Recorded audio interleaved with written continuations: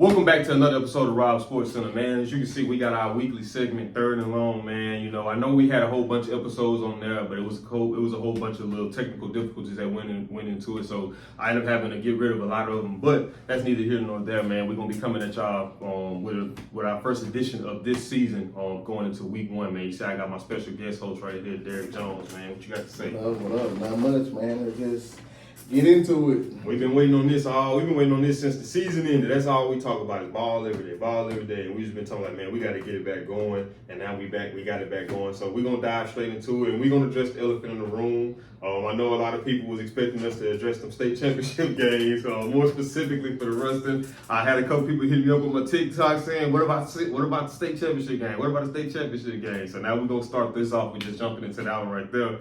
And man, you want to start it off? I mean, ain't nothing started off. I don't even remember that game. Right? But nah, man. Hey, it is what it is, man. Kudos to Central. I mean, they came out. Actually went to the game, and if you seen the vibe of Central, man, it was like one of the things where the whole community wanted that W. Mm-hmm. They was hungry. Mm-hmm. They wanted it a lot more than I would say what our boys did. I mean, it was like our boys, kind of showed up in a sense, kind of just going through the motions since it was their third time going. It was like trying to get a flow of the game, but Central came with it on their mind, man. It was like they did like a little whiteout thing. Mm-hmm. Everybody had on white, bro. And when I tell you, man, from that whistle blew, the boy was on a whole other level. Like, we knew Central had a good defense, and I think that's what we was kind of thinking it was going to be, like a defensive matchup. Mm-hmm. I would say that's what it was going into it. But first play of the game, they went at it. It was like they was in a win-win situation. So it was like, hey, we wasn't even supposed to be here. Wrestling been here 3 years in a row. So if we do lose, we've been here. And I think that was their first championship ever. So the intensity was definitely on a whole nother level. And back to what I was saying, though, first play, they went at our guy Aiden off top, and man, they set a tone. They set a tone, and they never looked back. Kudos to their defense, and back to that, as far as throwing that Aiden and got the TD, we wasn't even expecting them to do that. So they definitely caught us off guard. Like I say, caught you with your pants down. Probably was a little sleep in a sense, but like I say, set the tone off top. Then they attacked one of our biggest strengths in the quarterback, kind of hit him in the mob, and then it was like we just lost our momentum from the jump, man, and never recovered. It's like a domino effect. I think that, to me, honestly, I feel like in a lot of ways for Ruston, their state championship game was Destiny. I mean, you look at going into the playoffs, obviously. Right. So you look at going to playoffs, you match up with Zachary. Obviously, your intent is going to be alert with Zachary just because Zachary a good football team. They go out to execute against them, run through Southside. Then they match up against what they play? Was it Southside after Zachary? I think was it Southside then Zachary? Or was it Zachary? I think I don't remember that shit. But they end up running through.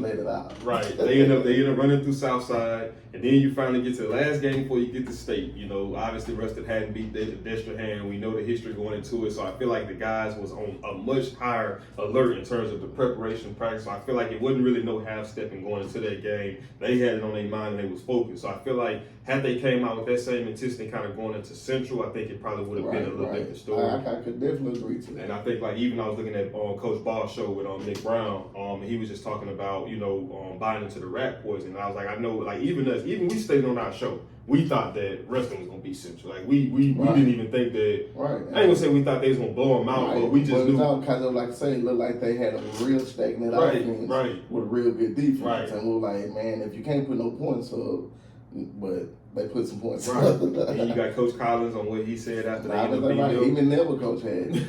So you got to think about it. If us as fans are feeling like that, then a lot of that is kind of seeping into the players and too. That added fuel to the fire for them. I mean, if I'm a coach, I'm definitely gonna use that for motivation. Bro, they don't even think we're supposed to be here. So I mean, let's show them. Most definitely. And then I almost think like one of them things too. I was talking to somebody the other day, and I was like, well, you got a team like Ruston. That's had the success that they've had in the last few years, you got to understand that they are the measuring stick for a lot of teams. So for the most part, there's really no such thing as off weeks, period. But especially for a team like that, because everybody wants to judge and see exactly where they're at based off of y'all. So y'all probably gonna get everybody's best game. So you really can't afford to really come in half step, and you got to still have that same approach as if you are the underdog, as opposed to kind of being a top dog. And I think that a lot of that kind of seeped into the preparation going up into the game, and then I think all that kind of just spilled over. Like when I'm a firm believer, I always say, what you do in practice is gonna show up on Fridays, or it's gonna show up on Saturdays whenever you play. So I think it was one of those situations right there. So I mean that's really what it is, you know. I think like you know, like I said, kudos to Central, man. Central played a phenomenal game. Kudos to the coaches. Coaches played put together a good scheme for the players who I think execute. They definitely took away everything that was expected to do. Yeah, took it straight away. And then even like said to the players, you know what I mean, there's nothing to hold your head down on, man. I mean, even going into the season, I don't think a lot of people had wrestling picked to even be back in the state considering everything they lost. So in a lot of ways they defied odds there. And then getting back to go into three state championships in a row, you know what I mean? That is a feat. And like I said, man, to think about it, and like kind of what we were touching on earlier for that team, man, you lost almost 9 players off defense, I want to say. Really, only returning starters in a sense was Bale and Aiden and Zaire. And for them to just come in, so you lost, let's say, over 7. You know, that's half of your defense. And to come back and to do what them guys done, I mean, hey, I mean, it was, I mean, like I say, people, like you just said about the measuring stick, but overall, I know you set standards and you never just say, like, you know, take a loss as a, you know, default. But I say it was a successful season for them, though. Definitely, yeah. You know, for them to go back again, most definitely. I would definitely look at it as being a successful season. Most definitely. So before we get into the Bayou, I want to kind of just touch on, since we already on that state game, to kind of touch on the division rival Ash and the card game.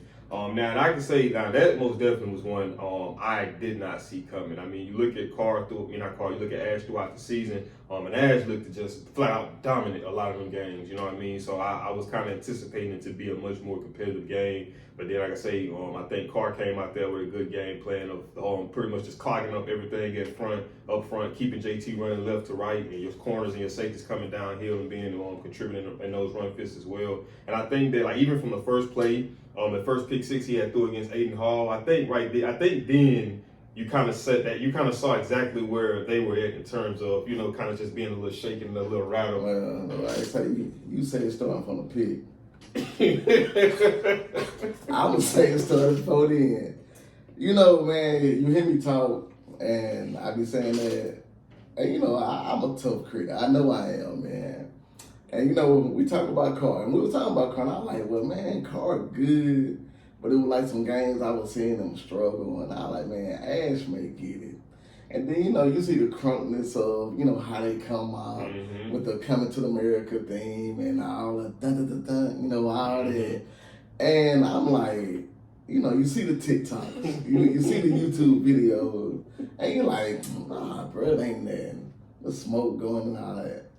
Bruh, when I was in that dome and I seen that, the crowd going loud, the band playing loud. Hey, it had an effect, bro. Like, man, to be a Carr fan and you see that every Friday night, you got to love it, man. Definitely. And if you're on the other side, you looking like, bruh, these dudes ready. And even on top of that, like I told you, I said, man, you know how they say you look big on TV? Yeah. Nah. When I seen these dudes in person, hey, the corner sitting at like 6'2", 6'3". I'm like, man, these some big boys, man. And so I'm gonna say, Ash, I think that was their first time going, maybe. Well, not first time going, but first time in a while. Yeah. I think they was beat from kickoff, bro. Hey, man, I really do, man. You know what crazy?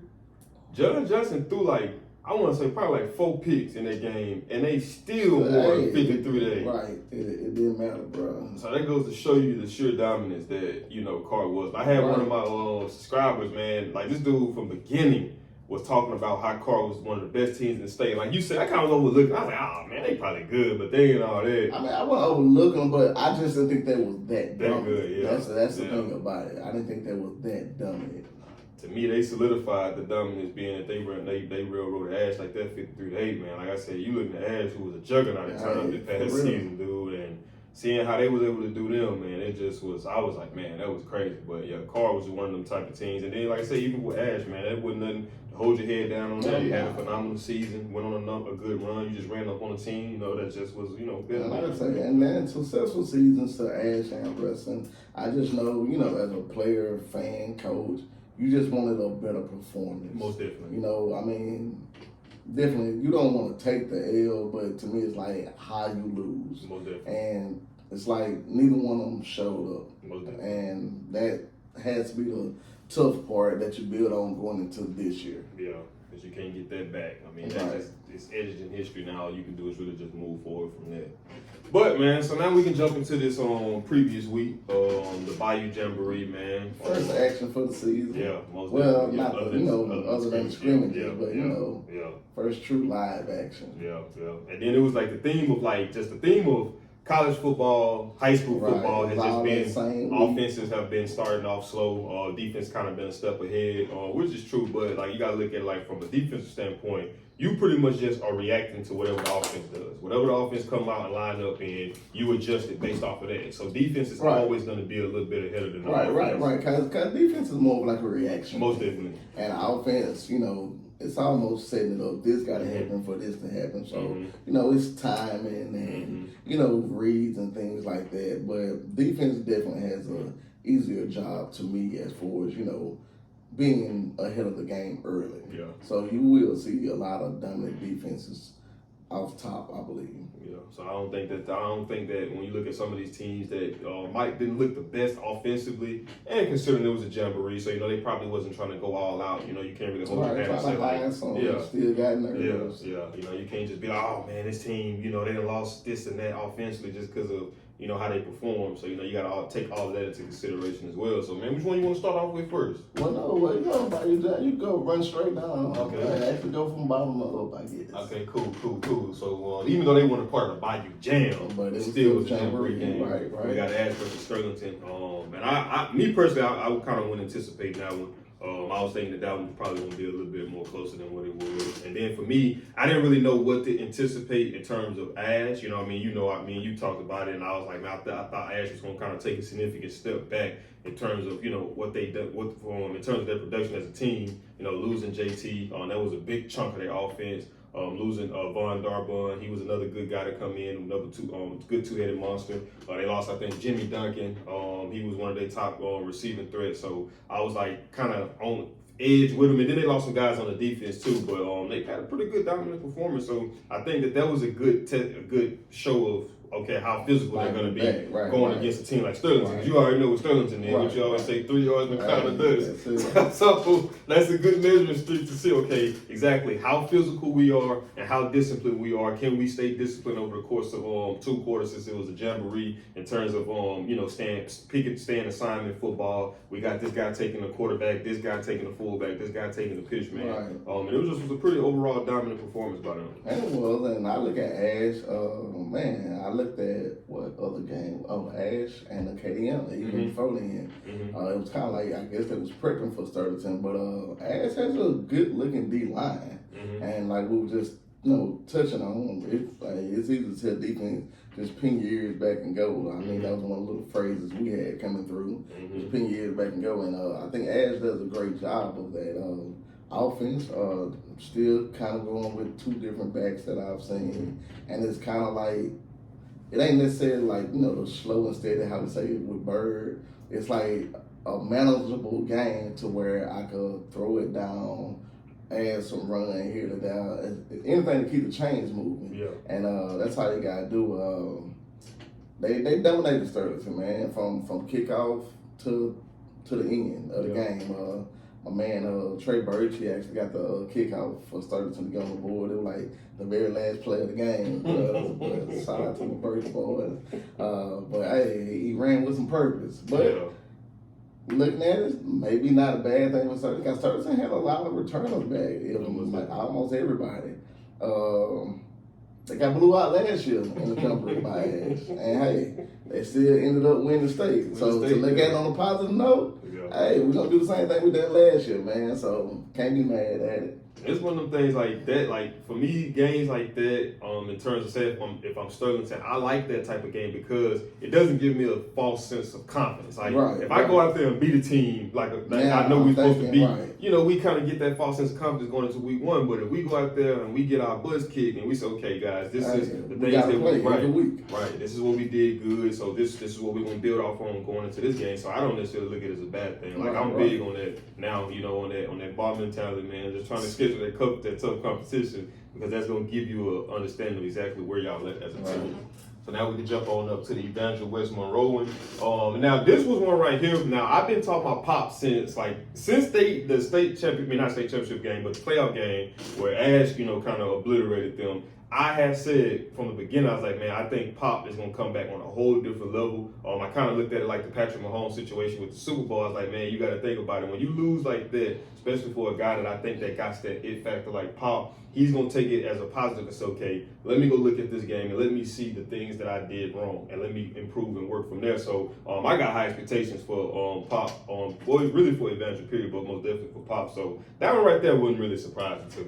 Well, kind of like I say, we went to the Jamboree last year and Pop tore him up. Mm-hmm. And then like I say, one thing is a Jamboree, and then another thing is, can we do this for a full game? Full game, yeah. And I think that's the thing. Like, we know they have some athletes, but we know a lot of the athletes play on both sides of the ball. Yeah. And so it's like during the season, is that going to catch up with you? Like I say, man, Pop's going to be Pop, man. If you know, I've been talking about Pop since he was like, I remember talking to him like, man, I seen the 7th or 8th grade at a camp, bro. And I'm like, man, I ain't never seen nobody this young to be this accurate and arm this strong. Yeah. And just the way he carried himself. But that lets you know the preparation to the game has always been there for them. And, I kind of know his dad a little bit, so I know how, Mr. Houston is on them. And they're steady grooming, they're steady grinding, doing whatever they can to get better. So anytime you got an elite quarterback like that, you win any ball game. Yeah, we'll do. And he's gonna sling it around. And my take was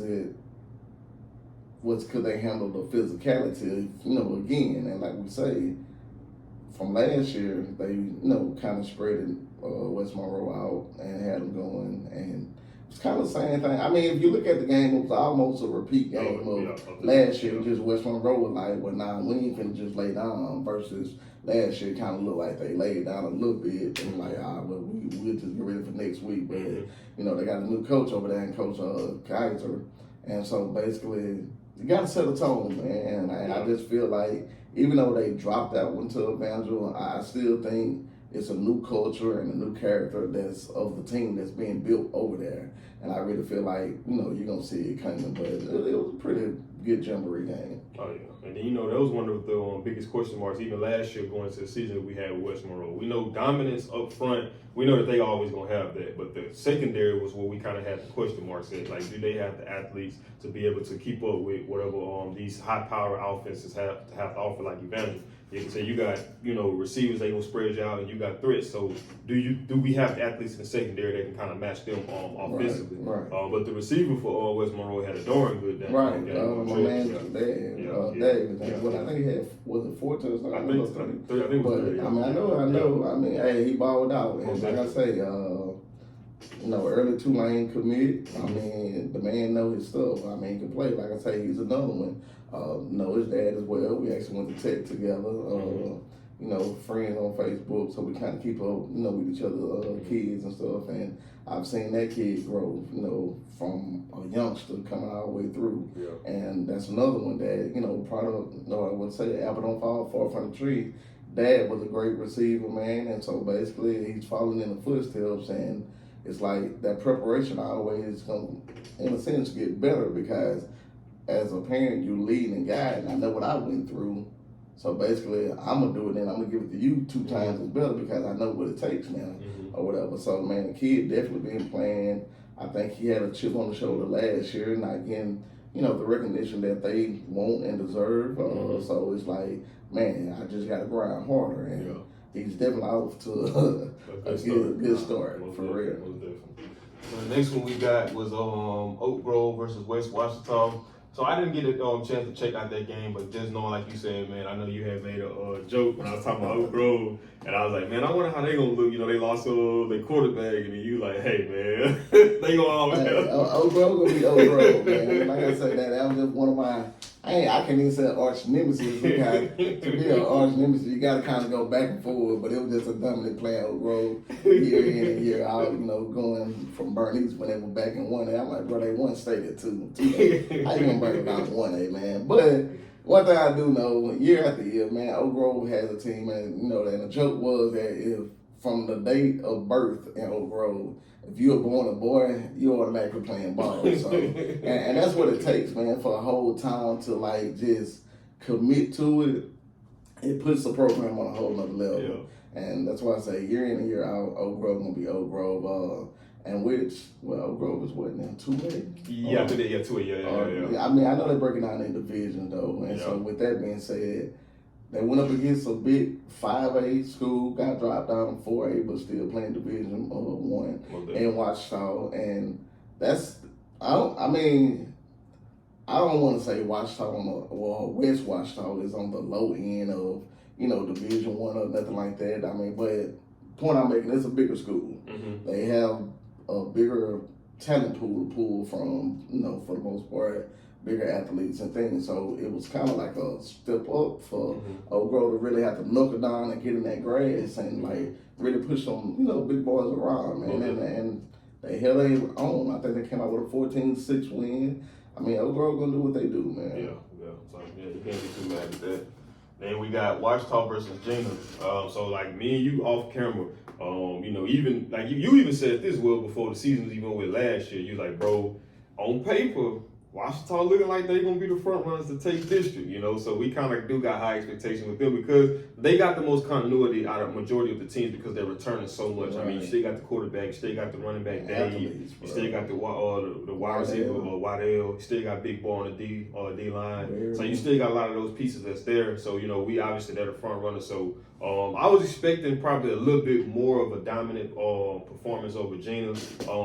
But that's not to say that that's necessarily just that big of a knock on Washita. I mean, like you say, man, you got to understand that even if you're on paper a favorite to win that game, you still got to show up, still got to execute. Things still have to be on point. So I mean, they was able to end up taking it. What was it, 20-27? 20, yeah. But I mean, like I say, man, I think they're gonna be all right. Yeah, without doubt. That's one of the games where it was kind of like the opposite of what we just said by the defense being the front runner being early in the season. Mm-hmm. But to me, it looked like the offense was clicking. But, like I said, man, you got Dade and all them boys and, Clark didn't even play or whatever. Yeah. But, you got a lot of athletes. And sometimes, man, it just, what my little saying was like to say backyard ball, where, you just spread around and do some stuff, man. Yeah. And they got talent, they got speed. Yeah. But with them, I was actually thinking the defense would be like ahead of schedule, with big man, they got a big line or whatever. Then, like I say, you still got some of the same athletes playing on defense. And like I said last year, I feel like Washita, like I say, on paper has the most talent, but it comes down to something. And like I said, I won't ever be a guy to try to like talk bad on a coach or nothing like that, but I hate to say it with Washita, they've always had talent. It's just something about the coaching. I'm not there, so I don't know what's missing, but I just feel like in the past they've had better teams than some of, the things. And it's like somewhere, it's like, I don't know if it's like engagement with the kids, not getting them all bought in or something. It's just something doesn't like correlate on the field. Mm-hmm. And like I say, and a great example to that is when Coach Garvin, is that his name, that left Ruston, went over there. That was their first time beating West Monroe in some years. Then played Ruston, took us down to the wire, and actually had a field goal to kind of went for a trick play field goal. did they beat Never that year, or was it a close game and Never pulled it off? But anyway, but it shows that guy coaching, you know, it really had them going. And then as soon as he leave, it was like, bam, it's right back to it. So it's like, man, I don't know, like, but it lets you know the caliber of type games that the kids are capable of playing. Yeah, I want to send a special shout out to Macario Dave, man. Like I watched that kid work. Shout out to my boy Ty, man. You know, him, his godson, Caleb Vaughn. You know, them two was competing with each other. And then he was just talking about how their whole focus was just, you know, beating Caleb. And I just watched that dude work, man. Like on Facebook, that's all I see him is working out, running on the sled, at Planet Fitness in the gym. So, man, that kid has made a tremendous growth from what I've seen of him last year, kind of coming up to this point now. So they're knocking off time. Yeah, too. Most definitely, man. And that boy. when I say, man, that dude made a big impact. It was funny. How many track meets, baby? Well, we went to one school and he had like a 10-5. You know what I'm saying? And I was like, I'm like, bro, that dude knocked that time off like crazy. And, you know, like I said, I ran track, and to do that, hey, it speaks volumes, man. And he still got a full year ahead of him, so I'm interested to see how that's going to play out. So, man, we got the final one. This is one I was most definitely excited for. And that was Rustin versus Neville, man. Like I say, man, both offenses, you know, kind of got off. Well, I know for sure Rustin most definitely kind of got off to a shaky start. But like I say, man, I mean, you got to think about it. You didn't have Big Ahmad playing. So, I mean, I think that's going to be a big part of that offense this year. And then, you know, you're losing Brantley, man, which is a horrible place. You're losing Jet. You're losing Dylon. You're losing Jaron. You're losing Caleb Hampton, Darius James, man. You lost a lot of pieces of offense. So, obviously, losing a lot of that and trying to incorporate all of this new stuff that you have offensively, all these new pieces that are effective, we just got to figure out exactly how to utilize them within the offense. So, you know, they kind of got off to a slow start, but then towards the end, they kind of started picking up. You know, I know we was talking about Hartwell. You know, he has varsity experience, obviously. You know, his freshman year started against Pineville. But, I mean, obviously, Pineville was a punching bag of the division. Then you go to the second, his sophomore year, he started against Cabot because of Brantley being hurt. Started off shaky in that game, ended up turning it up towards the end. So, but like you said, it's a different story when you're a backup and they're just saying, hey, man, can you come and start this week? Right. And you know that everything isn't relying on you. Right. Now you're that guy. Now the coach pretty much just saying, hey, man. They're preparing for you. Yeah. So, you know, it's like so now. You can get away like with something being a sub and be like, oh, man, I ain't know he was that fast. So, you know, you're the game plan for it or something. But, nah, it's definitely a difference. Yeah. I mean, and it's so crazy. And it didn't even register.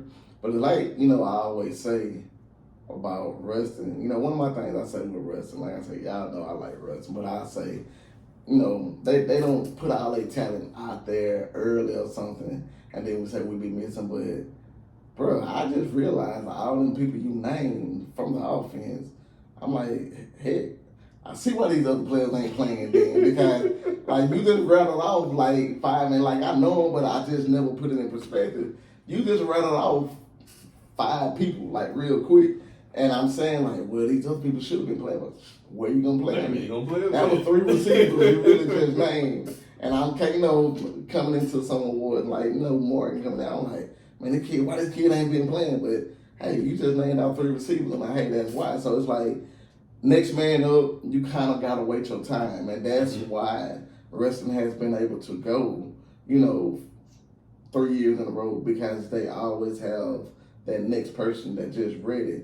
And then it's like, say, you know, we'll say it's nothing like in-game experience, but in the past with the type of defense that they had, so as these kids playing on scout team, they're actually getting better because they're going against one of the better defenses in the state year in and year out. So they may get in the game, be like, hell, practice harder than the actual game. So you never know, man. But with that game, man, you seen. Now, I'm going to say they are more ahead of schedule than what I was looking for them to be, with all the feelings that, you know, they had to do. It's coming. It's going to come. We know Dalen Paul, next man up, he got next. I watched him against Bird, dominate against Bird. Looked real good. One cut, gone type of back. looked at him this weekend playing against Neville. And I'm going to say, being young, he's on the 10th grade. I mean, I hope nobody take this wrong or none of that, because the kid is outstanding to me. I'm just going to say he was a little timid. And what I mean by that is just being a 10th grader, still being early. When you see certain teams, the speed is going to be there, the physicality, and it just, he's not used to it yet. Mm-hmm. So as the year goes along, he's going to get used to it. The game is going to slow down. Everything not going to seem as fast. And he's a big kid, and he's a great runner. So going forward, I love to see what we had in the passing game with Josiah Morgan. He looks nice. And I seen some TikTok videos, and it's so crazy. I just seen that. I was like, man, that kid got some strong hands. I'm like, man, I didn't know he was that big. Mm-hmm. And what's even more crazy, I'm just finding out he's a little junior. So that's even better. So it's like, man, so I'm seeing that. I know Ahmad didn't play, but of course, we know what he can do. And then Hartwell, looked at, like I say, started off kind of slow, but like I say, just one of the things where the game just has to slow down. Mm-hmm. But Hartwell came up clutch in the moment. He ain't scared to run it, I can say that. Yeah, you called it out. Right, I called it. I had text, I was like, man, Hartwell will be great right here on some kind of key. And bam, Coach Shub called it out. So, I mean, it's just one of them things that when the season progressed, I'm anxious to see by like week 2, week 3. I really want to see how that offense is going. Yeah. Like I say, just my opinion. I look at them, I would say wrestling is a run-heavy team. Probably an 80-20 ratio, 70-30 at the best. Mm-hmm. I mean, I just say I would like to see them more of a 60-40 ratio. Mm-hmm. Still stay with your bread and butter and running, but pass a little more, because I do think they can throw it around this year. Oh, I really do. I like Hartwell. Got a nice, strong cannon arm. Like I say, versatile. I mean, kind of remind me of, not comparing to Patrick Mahomes, but just saying how Patrick Mahomes is not that athletic, right, but he still got enough to get away from what he needs to get away from, and stuff like that. So that's what I'm meaning from that. Defense side, I like the way the front has looked in both games. Mm-hmm. My question mark is the secondary as a package as a whole. One side looks a little shaky, but it comes with time and reps, man. Mm-hmm. And I know Coach King, we call him Mr. Miyagi for a reason. Mm-hmm. He gonna get it. I mean, it's gonna be one of them things. Yanez coming in. I'm not gonna say it's a new system, because I've seen a lot of the old Bearcats, and charged to my mind. I don't even know him, but number 0. I love the way he's playing. I've been talking about him for 2 years now, man. Mm-hmm. And he's actually coming in. What's his name? I don't even, because they had 2 zeros on it. Mm-hmm. So it got to be Miles Brown. Mm-hmm. I'm looking at him. I see him coming in, man, and he's like, I see them using him like they use Nate mm-hmm. Johnson, man, and the kid is running around playing. I also seen in number 15. I got to get his name too. I told the name the other day. Is it Ramos?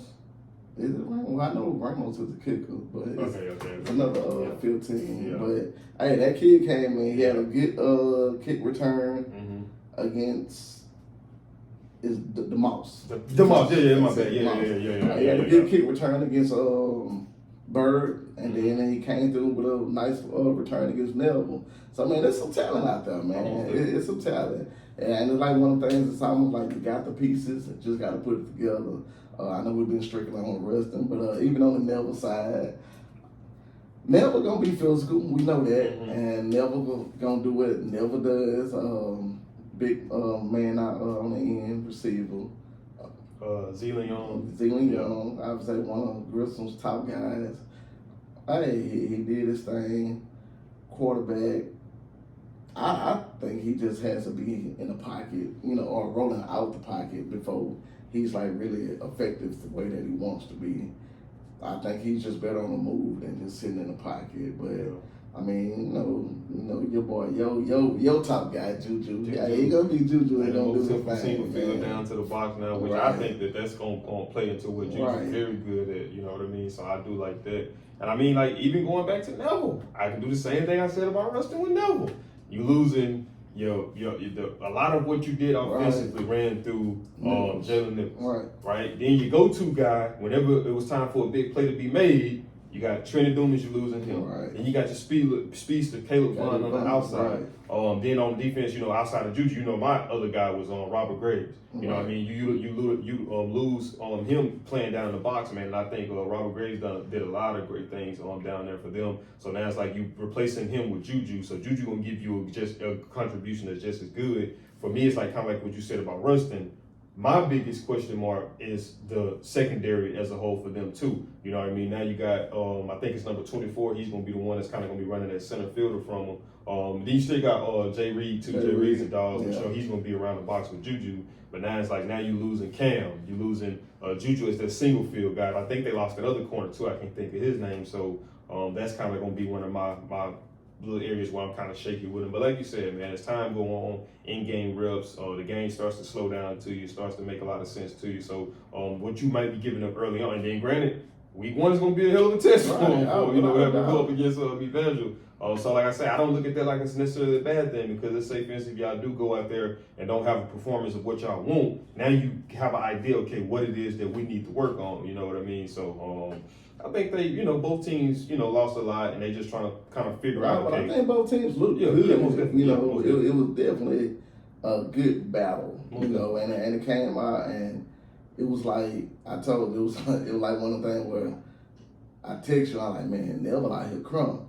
I like Rustin more laid back, chilling or whatever. And the game started off, Neville had the intensity, but then it was like with Rustin, it was like it just settled down and we're gonna take advantage of what's coming, and that's it.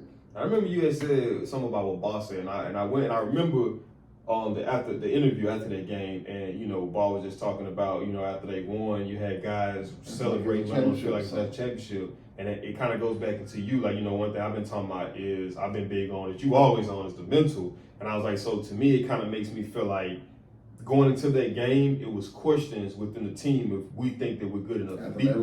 Right. And then once we go out there and we play against them, and we say, okay, these guys human just like we are. They normal like we are. So now you gain that level of confidence, and it's like but for me, that type of mentality is something that you need to live in. You don't need to kind of just vary from game to game and just wait to in game to develop it. That needs to be developed through the preparation, because in my mind, if you kind of doubting that you can beat this team, preparation ain't gonna be there. Right. And that's when you're gonna get poor performance, poor results come game day. And then, but even on top of that, like you say, for the guys, I think it was a big win for them. Cause like I say, we coming off of a big loss to Central. I mean, we was kind of been a laughing stock, not being able to put up no points. And then we know Neville is that, that powerhouse team. Mm-hmm. And so it's like say, man, we coming out here. We got a new quarterback. Mm-hmm. We got a new running back. We lost a good top tier defender in the A, and so it's like it's a lot of question marks that I don't even think they kind of knew what we could do or whatever. And so to come out and to get that win, it's like, oh man, we better than what we think we are and stuff like that. So or we can be better than what we was thinking probably when you're doing them 2 a days or going through practices, and it's like, man, we ain't what we were. Mm-hmm. And then you see it all play out on the field. Mm-hmm. So man, it's a boost to your confidence. Most definitely. So like I say, it's a lot to like, and both of these teams are gonna be around towards the end. So can't really just hold too much into that. Now we're going to get into the upcoming matchups for week 1, man. And we got a lot of good matchups all across the board. There was a lot to pick from. I didn't want to just make the list super, super long. Right. So I kind of just... week 1, and we still got to see some teams. Yeah. So, we're still doing our research as, but week 1, week 2, week 3 hit, start learning more of the names, the impact players, and, things like that. But right now, it's really just off the eye test in a sense. So I'm gonna throw a curveball in on you, man. I know we don't write that down that way. So you know me, I don't really. I used to do a lot of film study out of Slack, but I'm gonna get back to it. Yeah. But so I'm off the dome anyway. So we got a nice. So we gonna briefly touch on week 2 matchup. I'm pretty sure you know where I'm going with. We got Louisiana versus Florida. We got Edna Carr going up against America. Yeah, that's week 2. We got them. More. No, that's week 2. Yeah, we got them. We got that matchup week 2. So we're gonna briefly touch on just the card and who they got on this upcoming week, which is Archbishop Shaw. Archbishop Shaw, I actually won state for it. And I was big on their running back Jasper Parker. I did a lot of film study on him. That dude was a flat out dog. But like I say, man, you look at Carr.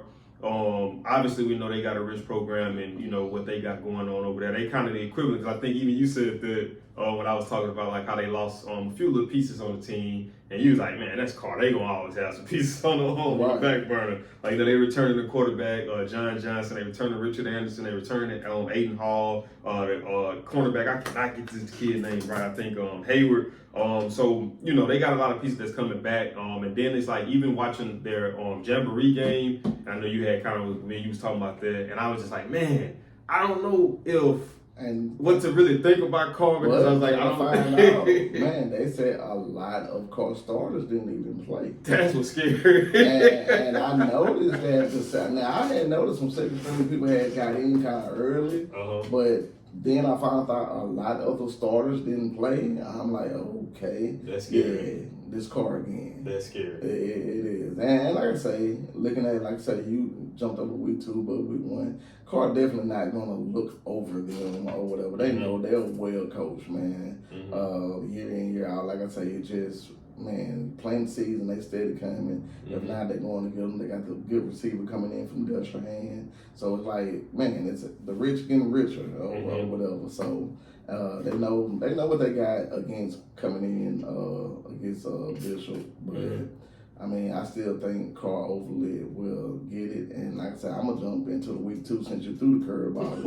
Hey, I'm gonna sit back and wait on it. And crazy that you said it, I've watched American Heritage play. Like I said, we come on TV, hey, I'm gonna watch it. And I seen them that week 1 game that they had. I forgot who they played, but they ended up winning by a field goal at the end. And I'm looking at it, and I feel like Carr could pull it off, even though they had Carr national rank too, but I feel like they could pull out. And I think Carr just gonna have more athletes than Heritage. Heritage is well coached; they're very disciplined. But Carr just has that swag and with the discipline. So it's like a different type of, I look at this game, if you go back to like Friday Night Lights or Carter High, this is like one of them Perryman versus that is Carter or whatever. Look like one of those type matchups where you so disciplined over here, then you got the swag and all that over there. But hey, sometimes, man, I tell you that swag is confidence, man, and you just got it. And so I've been saying, or people be saying, Louisiana is not ready. So even for the state, Carr, it's a way to put our product out there to start competing. And we hear about the Sotos and the Duncanvilles and what's the team, the Bulls in South Florida, where Bridgewater was at. We hear about the Mater Days or whatever. So I mean, they all out there. And I just feel like, Louisiana could compete too. I mean, I look at some of the Bishop Gorman schools, and I know they be the kids of, some great athletes. But when you get on the field, your daddy name don't help you, man. You got to play, right? So I feel like we do have a lot of talent and teams that could compete with some of these other schools in the nation. Most definitely. And if you look at it, a lot of the talent that's dominating in the league, you guess where they come from? Louisiana. Especially when it comes to the receiver.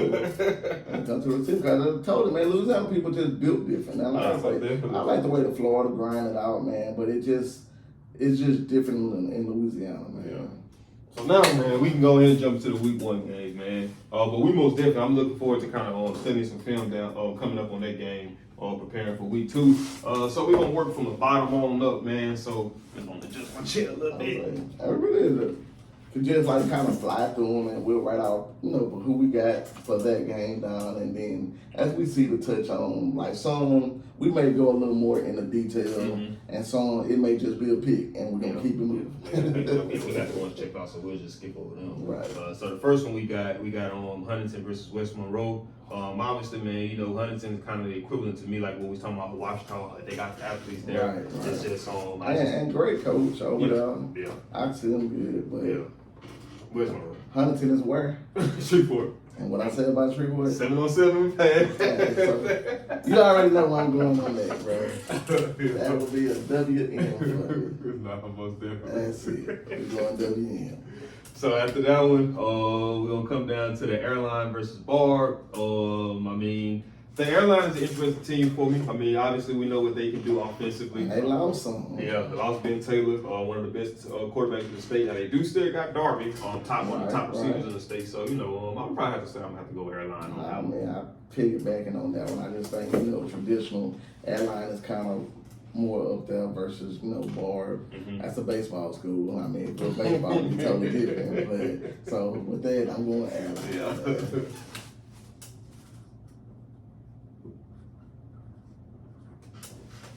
So now we got Northwood versus Benton. I'm actually looking forward to seeing a kind of a breakout year from what's his name, Malachi Ziegler, the quarterback. So I'm gonna have to take Benton on that one.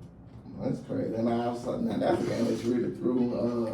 And with that, man, actually I like Malachi, and I was seeing it, and then I was also interested, in our old district manager with Lowe's, his son, DeMarcus King Jr., and he was a good end, but he actually went back out to Florida or whatever, so he ain't, here no more, but I was keeping up with him, and I'm still keeping up with him, and he was going to be a legit positive effect, but like I say, Malachi, I like him, man, so I'm picking Ben on that one too.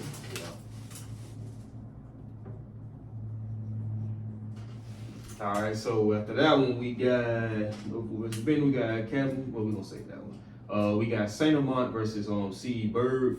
On this one right here, man, I think for Bird, that Ruston game was kind of gonna be like what it was for Acadiana when they played Ruston week 1 last year. I think that they kind of were a little behind in a sense. They wasn't kind of the same physical that we're used to seeing them. But Bird ball does not change from year to year. The only thing that changes is the player. Right. So man, I think I'm gonna have to take Bird on that one. You taking Bird, man. This is a tough one, man. I ain't even see this one on here.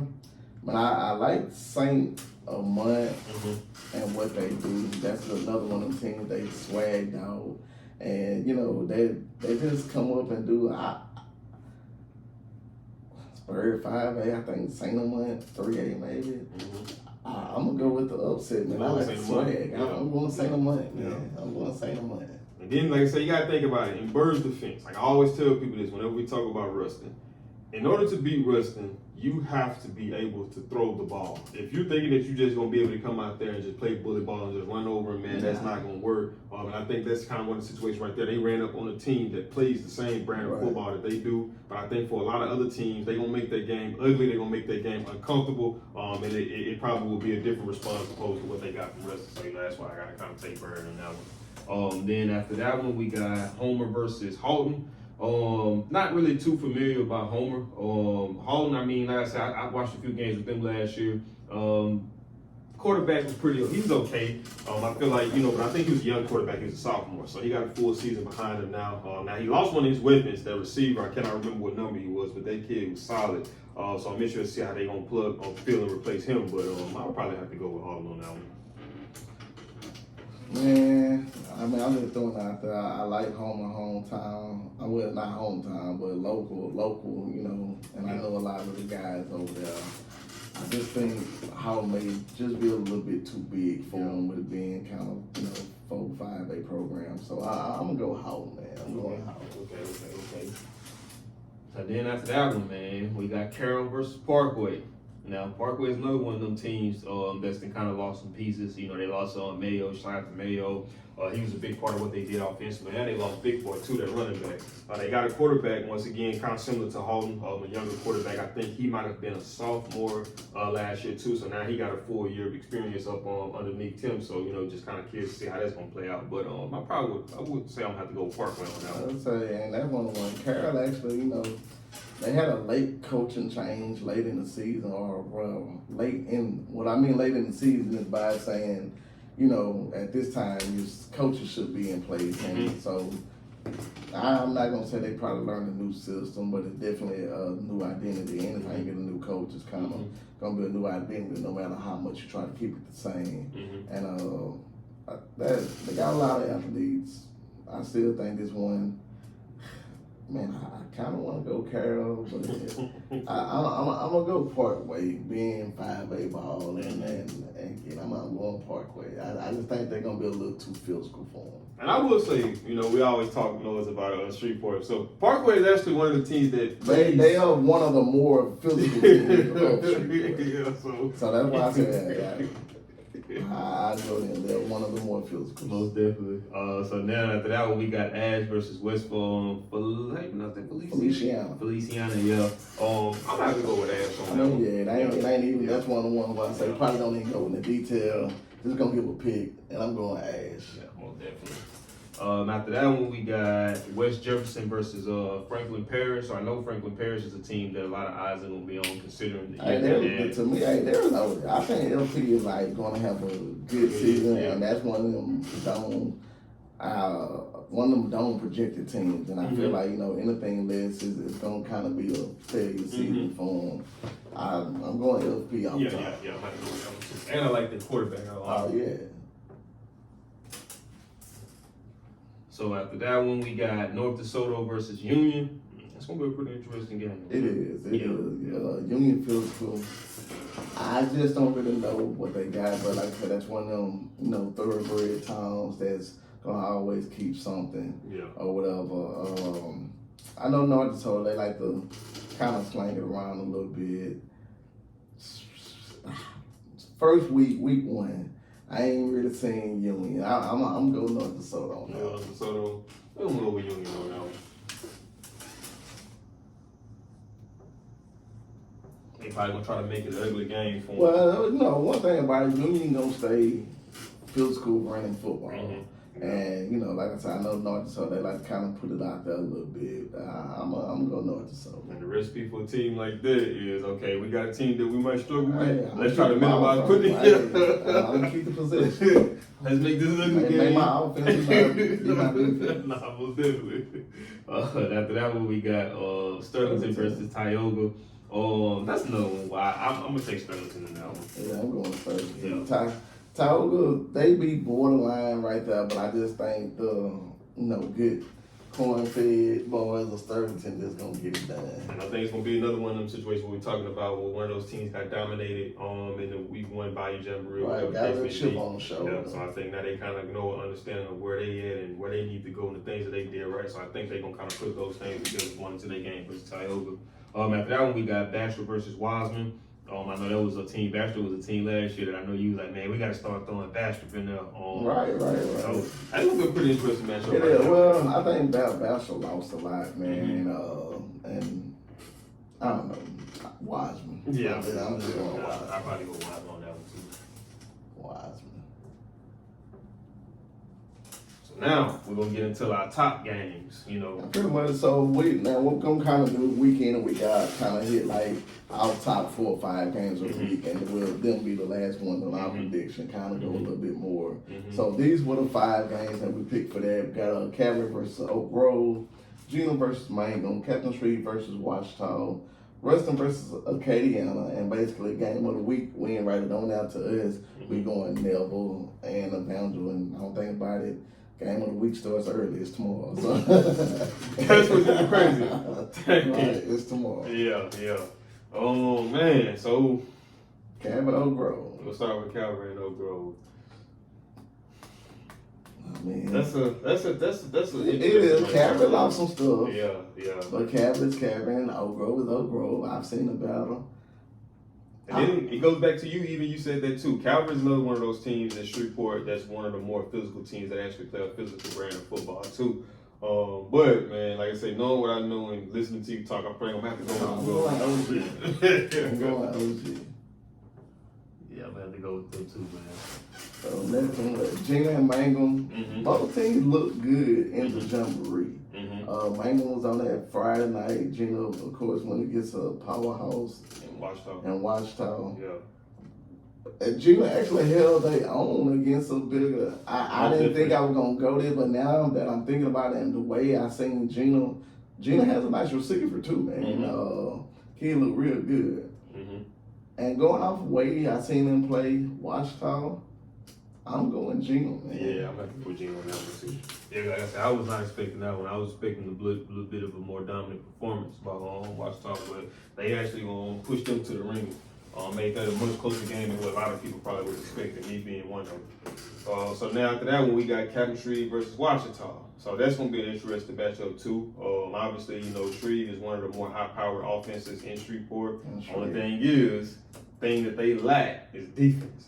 And we know one thing about Washita, you know, Washita has a good offense to be able to match that. They have a pretty decent defense. I think that's going to be a test for them because I know a lot of people saying that some of their struggles was in the secondary defensively and things like that. But I know they had some people that wasn't playing, so, you know, but I think they might probably put it together going into Cap Shreve. So I think Washita is just going to be obviously a more physical team than Shreve. And I do think that they have the athletes also to be able to match up with Shreve too. So I'm going to go Washita now. You're going Washita, even though Shreve got the win last year. Yeah, I'm going Washita now. Right. I didn't want to kind of change your mind, so we can look a little different. I mean, because I'm actually going to Washita too. Yeah, like I say, Shreve got the dub last year, but hey, my man Savage ain't there this year. That's for me. They still got a good running back there, though. Yeah. But overall, I like what Big Deal and them going to do over there. I'm going Washita. Yeah, most definitely. And like I say, it's just that lack of physicality, man. I think that's what's kind of going to hurt Shreve, honestly. And then, like I say, you know, Washita probably feeling like, man, you know, a lot of people probably kind of writing them off just based off of the jamboree performance. So I think they got something to prove coming into that game too. So the next one, man, we got Ruston versus Acadiana. Well, with me, you know, Ruston finally beat Acadiana. Acadiana, they do what they do. That's it. Slow and steady offense. Try to keep your possessions down. Yeah. All I know, this game gonna go by fast. Nah, the clock gonna definitely keep on running. Just scrimmage. All that I'm gonna say, I think now Ruston has an identity of being able to stop certain types of run and their discipline when it comes to. Now, we know Kyle not there, but like I say, Yanez, I feel like he's just as good as Kyle is and was, or whatever, however you want to put it. And I think they're going to be good at gap control football, which we know going against Acadiana, everybody got to get their reads. And for that, I think Ruston has enough again to beat them. And you still got that physicality aspect to it, and I think last year that's what caught Acadiana off guard. Acadiana started trying to come back, but like I say, Brantley scared them up. There ain't no Brantley this year. But I'm gonna go Ruston, man. Yeah, I'm gonna go Ruston. I'm gonna have to go Ruston too. Like I say, man, like I always say, man, for one, I know Nick Brown was talking to me when I watched him and Jared Ball show, and they was just talking about why the matchup against Bird. And it's like, you gotta think about it. Similar style offenses. You know, I think Acadiana runs it much better, but they still similar style offense. So you already have preparation for that. That's why I mean by them gap responsibilities, and they kind of, all right, let's go. In certain games where this is all I want you to do. Hit this quarterback on every single play. And like I said, going against Bird, I think it was a good prep, you know, for this game. And especially a team like Acadiana, man, I think that if you're able to win first down, second down, keep them in third and long situations, and make them have to try to pass the ball, I think that's a recipe for success going up against a team like that. And then, like I said, I think Ruston do got a lot of pieces on offense that they can kind of attack Acadiana with. Now, the thing I'm curious about too is, do you know if Hudson gonna be back? Am I gonna be back? I'm really not sure yet. I'm supposed to reach out about it, but I didn't get no confirmation. of exactly what the injury is or how long it's gonna be. But right now I don't know. But I will. Me and you will know. I have you an answer probably later on the day, if not no later than tomorrow. Definitely by Friday. Yeah, most definitely. But yeah, I'm most definitely like to go with wrestling on that one.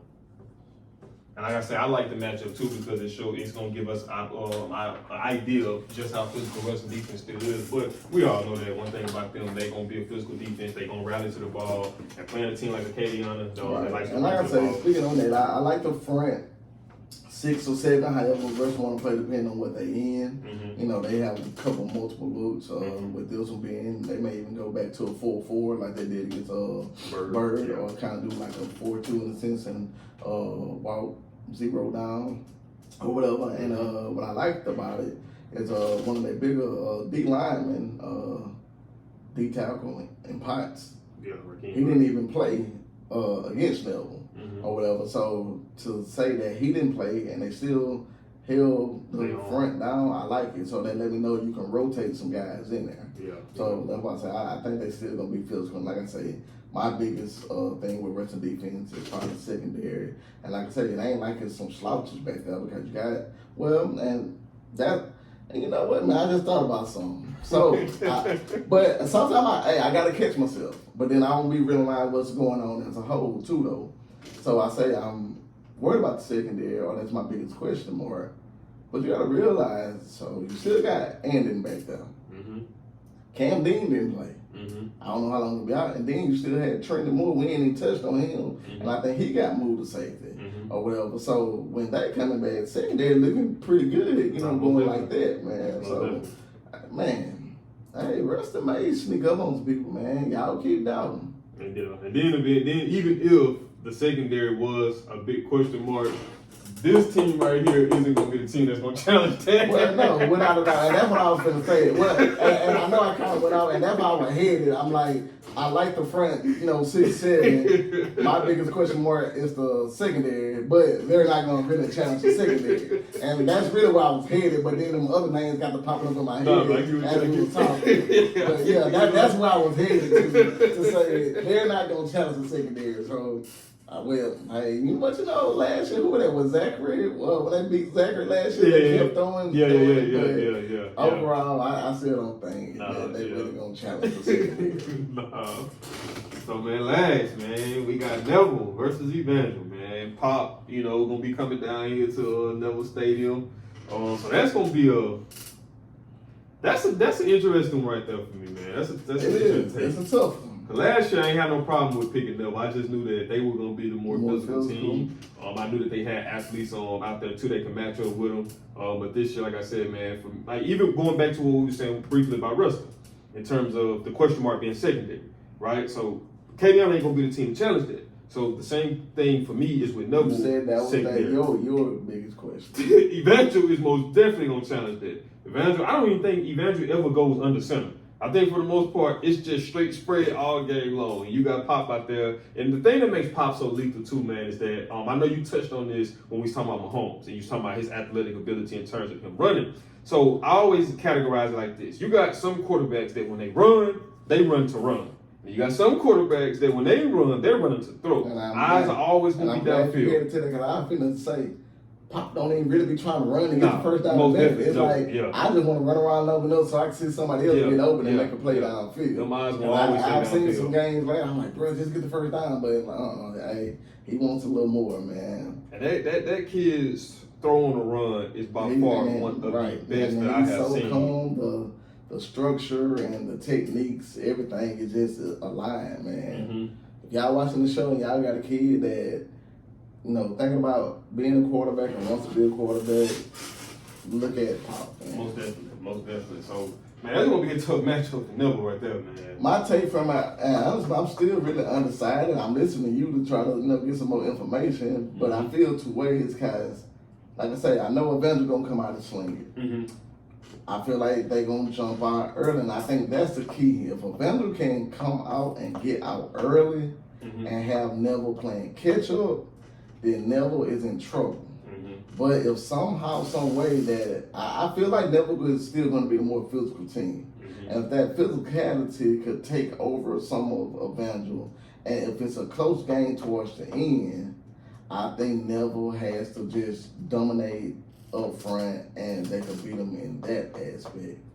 But for some reason, in my mind, I feel too, it's an early game versus a late game. If Evangel can jump out and get up by 14 to 21, to make Neville has to be uncharacteristic to throw a lot more than what they really want to, then Neville is in trouble. But like I say, by some time, even if they got to move Juju back to the back, because that's why I say that's the thing about football, period.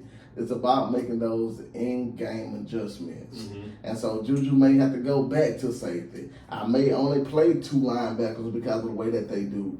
And they got the talent to match up like that. And so we know Evangel likes to play a lot of kids on both sides of the ball. And I think when it comes down to the third and fourth quarter, I think that started weighing on them and they're going to be tired.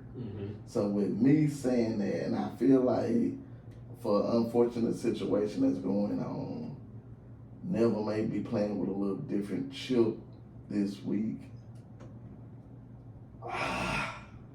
That's a hard one, man. And that's why it's the game of the week. That's a hard one. See, you got me with the second half. And it's like, you know, that was the biggest thing that we always talked about last year with Evangel. It's like the first half, they were competitive. They was there. Second half, guys playing both ways. You start getting fatigued. You start losing discipline. So those are things, and those are those uncharacteristic mistakes start to happen. So that's my biggest thing for them. So, man, I think I'm going to have to go with Neville. Being, like you said, the situation that's going on, and then being that that's a home game as well, I think I'm going to have to go with Neville.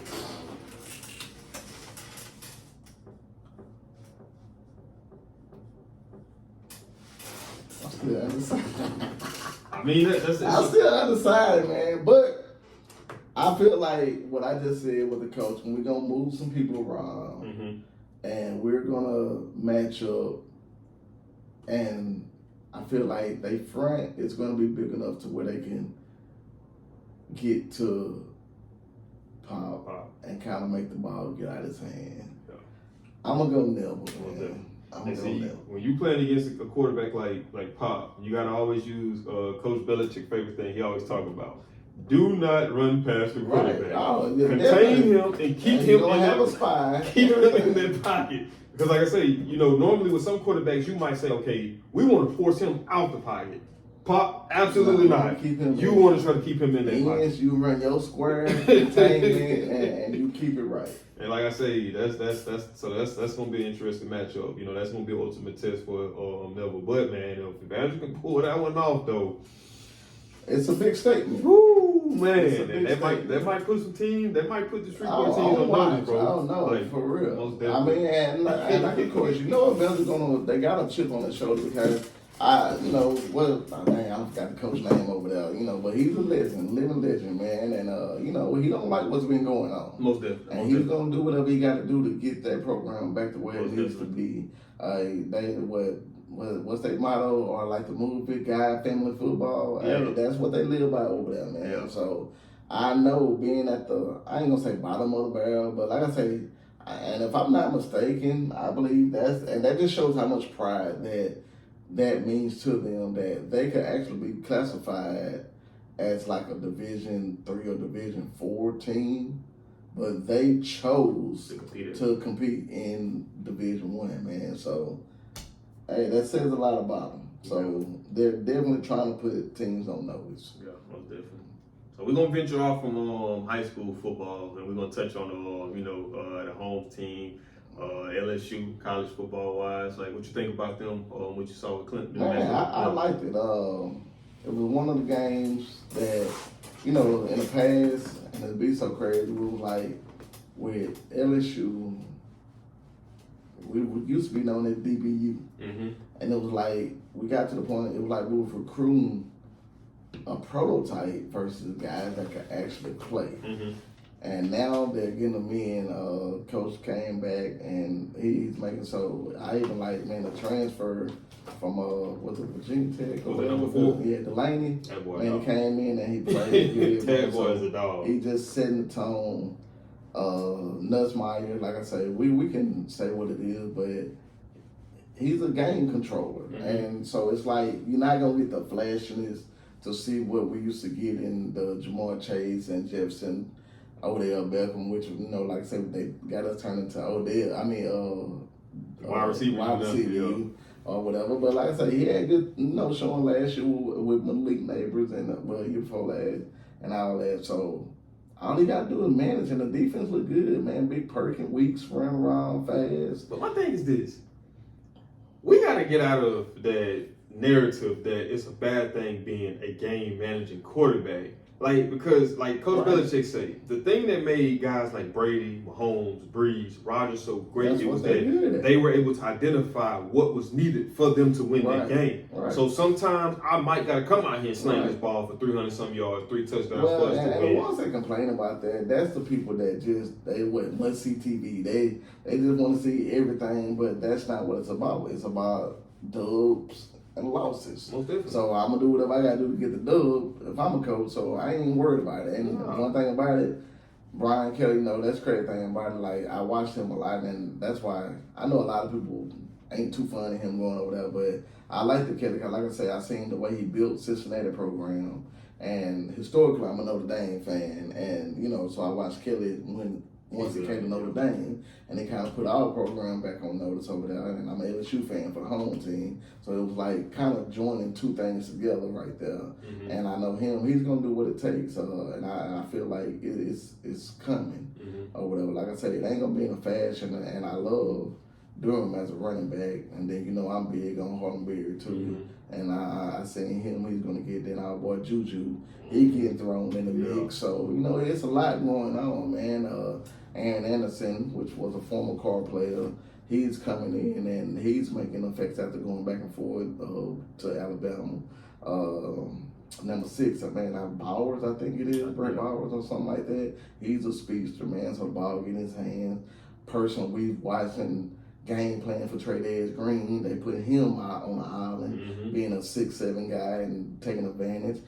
So they got weapons all across the board, and then you got a good defense to go with it. Like I said, game 1, last time we won a game 1, we was a national champion. So, hey, it's looking like it's going good. I like what I've seen from them. Then you go on the road playing a team, one of the hardest defenses that and you win into their home. Yeah. They Death Valley. Yeah. We the real Death Valley, but we just had to go and show them who had the real Death Valley. Right. And that game wasn't as close as and that's what I was just about to say. Man, you took the words right out of my mouth. And like I say, because if we don't get that fumble by the tight end, they not even in field goal position. So Clemson. What's the quarterback? QB, whatever. Yeah, I feel like that's the dude's name. Yeah. He got to looking like he looked at rattled, man, and I loved it. I loved it. Yeah. It's all one of the things he looking at how you got Perkins flying around. He looking like, man, God, dog. Right. I can't outrun them. Right. And then when we throw little short, rinky-dink passes, they flowing so heavily to the ball. And you got number 4 over there. He ain't giving my receivers no room to breathe. It was a lot to like about it. You know me. I know you be saying you're a harsh critic. I'm a harsh critic a lot of times too. Just because I know what it takes to win. I would say that one of the things that I guess they did it whenever they needed to have it done when it's got to have a situation. But I always like to kind of see them be able to get off the field a little bit more whenever they find themselves on the 3rd down situations. But for the most part, like you say, whenever they needed to, they held up. And then it's week 1, so there's kinks and things that you still got to try to iron out. But as a whole, I like what I saw. Right. Me, I'm not gonna necessarily say I don't like Nussmeier. I don't see what a lot of other people see when they talk about him being like probably one of the best quarterbacks in college football. I don't necessarily see that. But he played up to standard, and did what he needed to do to get the win. And man, ultimately what it comes down to as a quarterback is just making the right decisions and just ball security, not turning the ball over, not putting your defense in bad situations. Like you said, with the fumble situation, I know that wasn't on him. You fumble the ball, you put them already in the red zone. So even if we do get a stop, they still coming up with points. So I think ultimately that's the biggest thing. If he can just manage those mistakes and kind of like you said, just manage the game, man, I think LSU is going to be all right, man. Now, I'm not going to, it's too early for me to just sit there and say I think that, it's too early. I can't go based off that. But, I don't know. The only biggest thing was Bama and Georgia, and Bama didn't look too high. Yeah. Hey, but it's Bama, though. Then again, which Bama we going to get?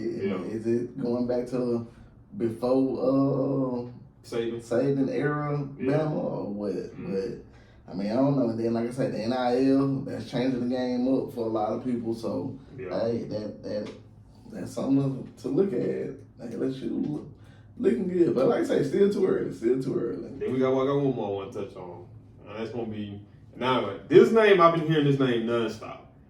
Archman. And I ain't gonna, like I say, I'm not gonna slander him. That's one game at the end of the day, So I was on the high radar watching that game because I want to see what's all the hype behind this kid because I'm a firm believer in that. I just think that a lot of his hype goes behind his name. I just hadn't really seen the play to really back it. Now, granted, I get it. It's Ohio State. First game of the season, you're going up against one of the most brilliant football minds of our era, and Matt Patricia defensively. So obviously, what you see scheme pre-snap wise is probably going to be much different from a lot of other D coordinators just because of what Patricia brings. So I think that right there was probably one of the things. And I think ultimately too, it kind of just came down to him just kind of being rattled. You know what I mean? And that's my thing. And we look at it. I thought, well, me personally, like I say, you know me, heavy critic. I said, I like Arch Manning, but I do think he is a little bit overhyped, and like you said, it's carried because of his name. For me, I'm gonna say it's still too early for me to really judge because, like you just said, week 1, first year starter, like in a sense, like you got some games in, last year, but right, and that's why I say different caliber of team or whatever, and so like I say, you got the nerves going.